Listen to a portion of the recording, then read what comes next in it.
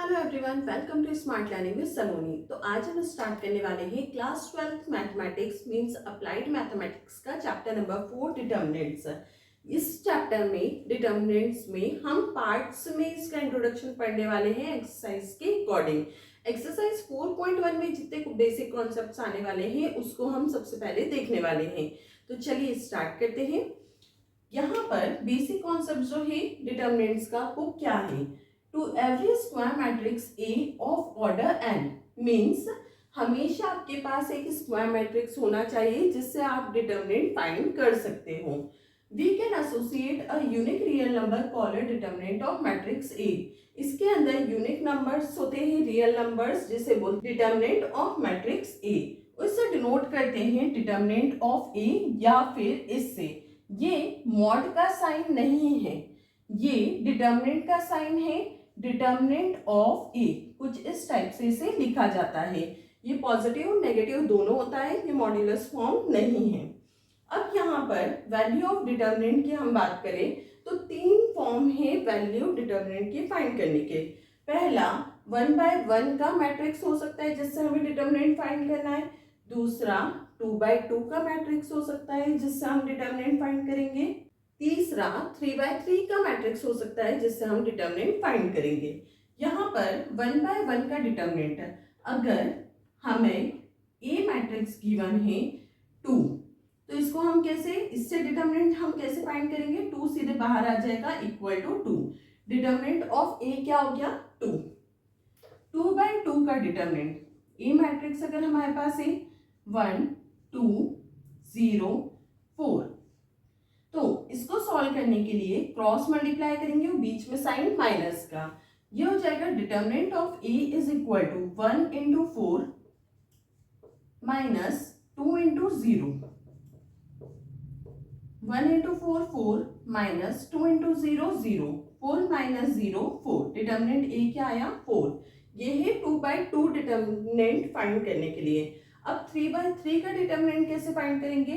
हमारे पास 3/3 का मैट्रिक्स है 3 2 0 2 4 1 4 1 -1। अब इसको हम सॉल्व कैसे करेंगे। यहां पर हम कोई सी भी रो से इसको एक्सपांड कर सकते हैं या फिर कोई सी भी कॉलम से इसको एक्सपांड कर सकते हैं। अगर हम रो से एक्सपांड करते हैं तो यहां लिखेंगे एक्सपांडिंग अलोंग रो 1। सबसे पहले रो 1 में फर्स्ट एलिमेंट क्या है 3। अब 3 कहां आ रहा है फर्स्ट रो फर्स्ट कॉलम में, तो ये सारे एलिमेंट्स हट जाएंगे। बचा क्या 4 1 1 और -1। इसको डिटर्मिनेंट में लिखेंगे 4 1 1 और -1। बीच वाली जो वैल्यू होती है वो नेगेटिव में लिखाती है -2।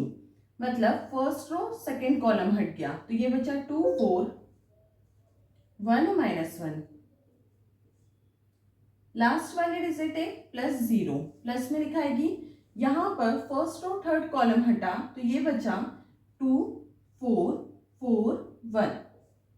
अब इसको हम सॉल्व कैसे करेंगे। ये वाला जो डिटर्मिनेंट है वो क्या हो गया 2/2 का। 2/2 के डिटर्मिनेंट को सॉल्व करने के लिए हम क्या करते हैं क्रॉस मल्टीप्लाई, बीच में साइन माइनस का। ये हो जाएगा 3 4 1 जा 4 माइनस का, बीच में माइनस का साइन 1 1 जा 1 -2। ये हो जाएगा 2 1 जा 2 माइनस का, बीच में माइनस का साइन 4 1 जा 4 प्लस 0 से कोई भी डिटर्मिनेंट अगर सॉल्व होता है तो 0 ही आता है।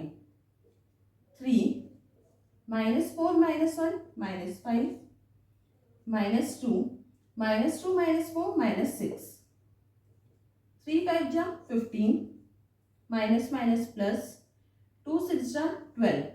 15 और 12 है लेकिन बड़ी वैल्यू माइनस की, माइनस प्लस माइनस साइन बड़े का। 15 - 12 3। ये हो गया डिटर्मिनेंट ऑफ ए। इसी के साथ हमने तीनों पैटर्न से डिटर्मिनेंट की वैल्यू फाइंड करना सीख ली। नेक्स्ट टॉपिक पे चलते हैं। चलिए नेक्स्ट टॉपिक देखते हैं। नेक्स्ट कॉन्सेप्ट है माइनर्स एंड कोफैक्टर्स का। सबसे पहले हम माइनर्स के बारे में बात करते हैं। Minor is the determinant of order n। Minor क्या है, एक डिटर्मिनेंट है, मतलब डिटर्मिनेंट होगा तो ही हम माइनर फाइंड कर सकते हैं। N greater than equal to 2, मतलब कि ग्रेटर देन इक्वल टू 2 होना चाहिए, मतलब 2/2 का हो या उससे ज्यादा का हो तो हम माइनर फाइंड कर सकते हैं, उसके कम का हो 1 का हो तो हम माइनर फाइंड नहीं कर सकते हैं। Then the determinant of order n-1 obtain from the determinant, जो डिटर्मिनेंट का ऑर्डर है n-1 वो ऑब्टेन होता है डिटर्मिनेंट से, कब, after deleting ith row and jth column is called minor of the element aij and it is usually denoted by, minors को denote करते हैं mij से, और where I क्या है 1 2 3 एंड सो ऑन, कुछ भी हो सकता है, और j अगेन वैसे ही। अब यहाँ पर हम समझते हैं, डेफिनेशन से तो क्लियर नहीं हुआ, अब हम देखते हैं एक 2/2 का डिटर्मिनेंट बनाते हैं। ये हमने बनाया, हमें माइनर फाइंड करना है, तो माइनर को m से डिनोट करते हैं, माइनर i और j को हम 1 1 लेते हैं पहले, मतलब फर्स्ट रो फर्स्ट कॉलम। अब इन्हें क्या बोला था, डिलीट करना है ith और jth कॉलम को, मतलब अगर हम 2 की बात करें, 2 ले रहे हैं तो 2 जो है रो में आ रहा है, इस कॉलम में आ रहा है, तो इसको हमने डिलीट कर दिया, तो बचा क्या 3, मतलब माइनर 1 1, मतलब फर्स्ट एलिमेंट का क्या हो गया 3। वैसे ही m12 निकालते हैं, मतलब first row second column, i जो है वो डिनोट करता है रो को, j जो है वो डिनोट करता है कॉलम को, यहां लिख लेते हैं i denoted by row, j denoted by column, ये हो गया। वैसे ही m12 हमने लिखा, मतलब first row second column, first row second column हटा, क्या बचा 1। अगर m21 निकालते हैं, means second row first column, second row first column को हमने हटाया तो क्या बचा 1। m22 second row second column, तो यहां से क्या बचा 2। ये हो गए माइनर्स। आई होप माइनर्स का कॉन्सेप्ट आपको क्लियर हुआ होगा। अब कोफैक्टर्स हम समझते हैं। चलिए नेक्स्ट कोफैक्टर। कोफैक्टर क्या है, if Mij is the minor of the element, Mij क्या था, माइनर था एलिमेंट का, in determinant then the number -1 to the power I plus j into Mij is called cofactor. अगर हमें कोफैक्टर निकालना है तो क्या करना पड़ेगा, -1 की पावर i j, i क्या है रो प्लस j क्या है कॉलम, उसको मल्टीप्लाई करेंगे हम माइनर से। अब यूजुअली जो कोफैक्टर है उसको डिनोट करा जाता है कैपिटल ए या कैपिटल सी से। अब यहाँ पर हम वापस से डिटर्मिनेंट बनाते हैं जो हमने माइनर में बनाया था। सबसे पहले इसके माइनर्स निकाल लेते, माइनर्स हमने निकाले थे m11, मतलब फर्स्ट रो फर्स्ट कॉलम गया 3 बचा, m12 first row second column, मतलब 1 बचा, m21 second row first column 1 बचा, m22 second row second column 2 बचा। ये थे माइनर्स। अब हम कोफैक्टर्स निकालेंगे। यहाँ पर कोफैक्टर को डिनोट करा जाता है ए से या सी से, तो कैपिटल ए लेते हैं हम, a11 निकालने का फॉर्मूला क्या है, -1 to the power I plus j। अगर हम कोफैक्टर निकाल रहे हैं 1 1 का, मतलब कि फर्स्ट रो फर्स्ट कॉलम का, तो यहाँ पर आएगा 1 + 1 इंटू Mij, मतलब m11 3, -1 की पावर E1 है, 1 + 1 2 हो गया, E1 है मतलब ये क्या हो जाएगा 1 -1 का स्क्वायर प्लस 1 इंटू 3 3। वैसे ही A12 निकालते हैं फर्स्ट रो सेकेंड कॉलम, यहाँ -1 की पावर हो जाएगी 1 + 2 इंटू m12 हो गया 1, ये ऑड हो गई पावर मतलब माइनस में रहेगा, माइनस इंटू 1 -1। वैसे ही A21 निकालते हैं, ये हो जाएगा -1 की पावर 2 + 1 इंटू 21 m1 है, तो ये हो जाएगा 2 + 1 3, मतलब ऑड है तो नेगेटिव साइन के साथ। A22 -1 की पावर 2 + 2 इंटू m जो है माइनर वो 2 2 का था 2, तो ये हो जाएगा 2 + 2 4, इवन हो गया, इवन में वैल्यू पॉजिटिव। अब ये इतना लंबा आपको एग्जाम में करके आने की जरूरत नहीं है, सिंपली आप कैसे करोगे, आपके पास माइनर्स थे, हम को फैक्टर्स डायरेक्ट कैसे निकाल सकते हैं, यहाँ पर देखेंगे 1 + 1 क्या हो गया 2, मतलब इवन है, तो इवन में वैल्यू जो है पॉजिटिव रहेगी। 1 2 ऑड हो गया, ऑड में यहाँ पे नेगेटिव का साइन लग जाएगा। फिर 2 1 ऑड हो गया, मतलब यहाँ पे नेगेटिव का साइन, ए 2 2, तो cofactor second row second column का क्या हो जाएगा, यहाँ पे 2 + 2 4, मतलब कि इवन मीन्स 2 पॉजिटिव रहेगा। ये हो गया डायरेक्ट सॉल्यूशन। यहाँ पे हमने माइनर्स और कोफैक्टर्स निकालते कैसे वो सीखा। अभी हमने 2/2 के डिटर्मिनेंट से इसको सॉल्व करा है। अब हम 3/3 के डिटर्मिनेंट से दोनों माइनर्स और कोफैक्टर्स फाइंड करेंगे। आगे देखते हैं। चलिए, अब हमारे पास 3/3 का डिटर्मिनेंट है जिससे हम माइनर्स और कोफैक्टर्स को फाइंड करने वाले हैं। सबसे पहले हम माइनर्स फाइंड करते हैं। m1 मतलब फर्स्ट रो फर्स्ट कॉलम, ये डिलीट हो गया, तो क्या बचा हमारे पास 1 2 0 2 1 2 0 2। इसको हम कैसे सॉल्व करते हैं, क्रॉस मल्टीप्लाई, बीच में साइन माइनस का, 1 2 जा 2 -0 2 हो गया।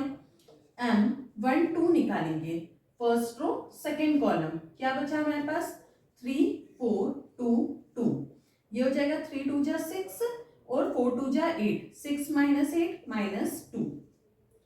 m1 3 means first row third column, क्या हो जाएगा 3 × 0 0 0 -4 -4। अब m21 निकालेंगे, second row first column, 2 × 2 4 4 -0 4। m22 second row second column, अब हमारे पास क्या बचा 1 2 जा 2 -4 -2। m23 second row third column, 1 × 0 0 0 -4 2 जा 8 -8। वैसे ही m31 third row first column, 2 2 जा 4 -1 3। m32 third row second column, 1 2 जा 2 -3 1 जा 3 2 -3 -1। m33 third row third column, 1 1 जा 1 2 3 जा 6 1 -6 -5। ये हमारे पास सारे माइनर्स आ गए। अब माइनर्स से कोफैक्टर हम इजीली निकाल सकते हैं, कैसे, यहाँ पे लिख लेते हैं a11 a12 a13 a21 a22 a23 a31 a32 a33। अब इसको हम डायरेक्ट कैसे निकालेंगे, माइनर से। माइनर में m11 कितना आया 2। अब यहाँ पर 1 + 1 कितना हो रहा है 2, मतलब इवन है, तो ये 2 ही रहेगा। फिर a कोफैक्टर जो है 1 2 का निकालेंगे माइनर से। माइनर का क्या था -2, यहाँ पे 2 + 1 क्या हो रहा है ऑड, तो ऑड माइनस का साइन यहाँ पे लगेगा, माइनस माइनस प्लस हो जाएगा, ये हो जाएगा 2। m13 3 + 1 4 हो रहा है, मतलब इवन है, तो यहाँ पर इवन कोफैक्टर में हम देखेंगे इवन मतलब कोई भी साइन चेंज नहीं होगा, तो ये -4 ही रहेगा। a21 कोफैक्टर का सेकेंड रो फर्स्ट कॉलम का निकालेंगे, तो 2 + 1 3 मतलब ऑड -4, 2 + 2 4 मतलब इवन -2 रहेगा, 2 + 3 5 मतलब यहाँ पर 5 है, तो ये क्या हो जाएगा ऑड, मतलब माइनस माइनस +8,